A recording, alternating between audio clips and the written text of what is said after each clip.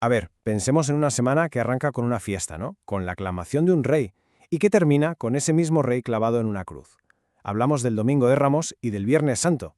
Es que, ¿cómo es posible? ¿Cómo pueden estos dos momentos que son tan opuestos formar parte de la misma historia?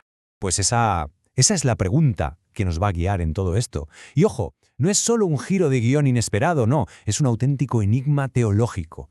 ¿Cómo se puede pasar de la euforia total a la condena en apenas unos días? Bueno, pues para resolver este misterio vamos a tener que ponernos la gorra de detectives, porque hay que seguir las pistas que están ahí, escondidas en las propias escrituras. Vale, para resolver esta paradoja, este es el plan que vamos a seguir. Una bienvenida paradójica, el perfil del siervo, ese grito de desesperación o no, el camino del anonadamiento y finalmente cómo es coronado por extraños. Cada punto es una pieza clave, una pieza del puzzle que nos va a ayudar a conectar los puntos y a entender una lógica que ya se adelanta, va a chocar con lo que esperamos. Venga, pues empezamos. Nuestra historia arranca el Domingo de Ramos. Hay que imaginarse la escena, ¿eh? La atmósfera es eléctrica. Hay una multitud totalmente enfervorizado, agitando ramas de palma, gritando hosana, aclamando a este rey que entra en Jerusalén. Es sin duda el momento de máxima popularidad.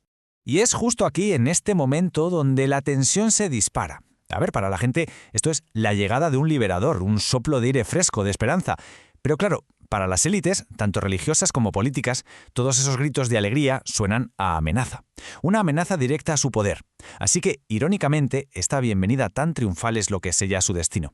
Pero para entender de verdad el porqué necesitamos una pieza clave del puzzle, una que se escribió, siglos antes.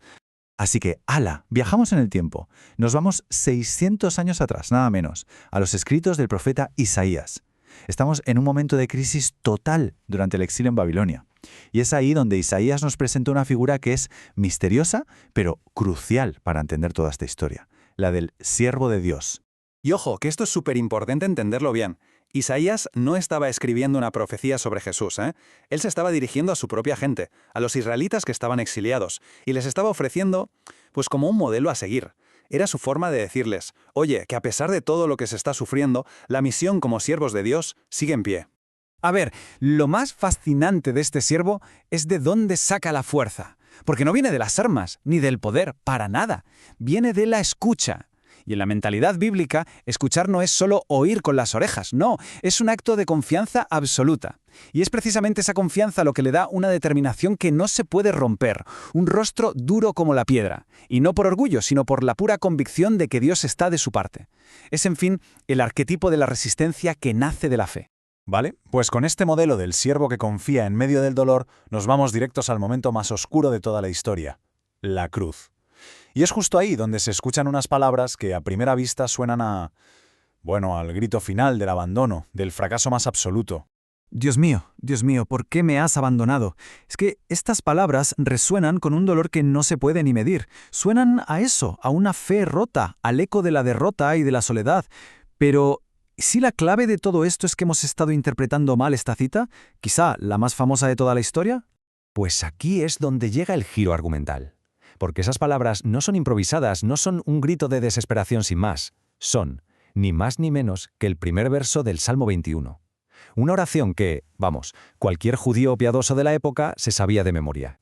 Y lo más importante es que este salmo, aunque empieza con un lamento, acaba en una declaración potentísima de fe, de victoria y de acción de gracias. De hecho, es que ese salmo era el que se usaba para conmemorar el regreso de Israel del exilio, una especie de resurrección nacional después de una muerte casi segura. Así que al recitar solo la primera línea, lo que se está haciendo no es expresar duda, es todo lo contrario. Se está conectando ese sufrimiento personal con el de todo un pueblo y al mismo tiempo proclamando la fe en la victoria final que el resto del salmo ya anuncia. Vale, hasta ahora hemos visto el qué ha pasado y hemos reinterpretado el cómo. Pero ahora toca la pregunta del millón, el por qué. ¿Qué lógica divina hay detrás de todo esto? Pues la clave definitiva, la teológica, nos la da el apóstol Pablo en su carta a los Filipenses. La palabra clave aquí es anonadamiento. Viene del griego kenosis, que significa literalmente vaciarse. A ver, esto no quiere decir que dejara de ser Dios, ¿eh? Significa que de forma voluntaria decidió no usar los privilegios de ser Dios. Es como si un rey decidiera vivir como uno más del pueblo para poder servirles. Su divinidad no se expresó con poder, sino con servicio, con humildad y con obediencia. Y esto lo ilustra a la perfección. La lógica humana, la nuestra, nos empuja a reclamar, a agarrar, a aferrarnos al poder, al estatus. Pero la lógica divina es todo lo contrario. es la de recibir. Él no se aferra a su condición divina como si fuera un tesoro que guardar, sino que se entrega del todo. Y es justo en ese acto de entregarse por completo donde al final lo recibe todo, y no como una recompensa, sino como un regalo. Esta es la secuencia que nos cuenta San Pablo. Primero, tiene la condición de Dios, luego toma la de siervo, se hace obediente hasta morir en una cruz. Y por eso, Dios lo exalta. Pero ojo que esto no es un trato, no es un si te humillas te recompenso, no. Es una consecuencia natural, orgánica. El vaciarse por amor lleva a la plenitud. La humillación del siervo es en sí misma el camino a la exaltación. Es la lógica del mundo al revés, la lógica del reino de Dios. Y todo esto nos lleva a la ironía final, al clímax de nuestra investigación. Porque resulta que durante el juicio y la crucifixión, su verdadera identidad no la van a reconocer los suyos, sino que la van a proclamar, y aquí está la paradoja, los mismos que lo condenan. Fijaos, el desprecio se ve en detalles como este. 30 monedas de plata. Mateo es el único que da la cifra exacta. Y claro, no es un número al azar. Según la ley de Moisés, 30 monedas de plata era la indemnización que se pagaba si matabas a un esclavo. El rey del universo, valorado y vendido al precio de un esclavo. Es brutal. La paradoja es que es absoluta.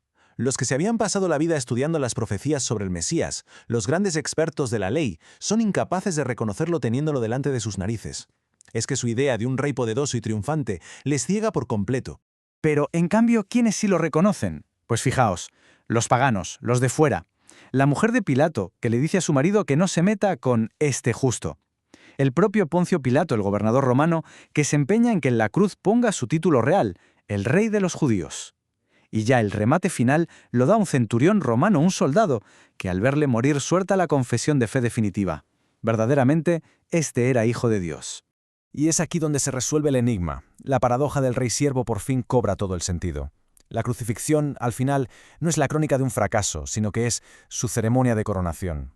Su verdadera realeza no se ve a pesar de la debilidad, la tortura y la humillación, sino que se manifiesta a través de ellas. Es la revelación de un tipo de poder que no se impone, sino que se entrega por amor, hasta el final. Y así, esta historia que empezó entre palmas y acabó en una cruz, nos deja con una pregunta que resuena y mucho. Nos obliga a darle una vuelta a nuestras ideas sobre lo que es el éxito, la fuerza, el poder. Y si al final el verdadero poder no consistirá en reclamarlo, en aferrarse a él, sino en entregarlo.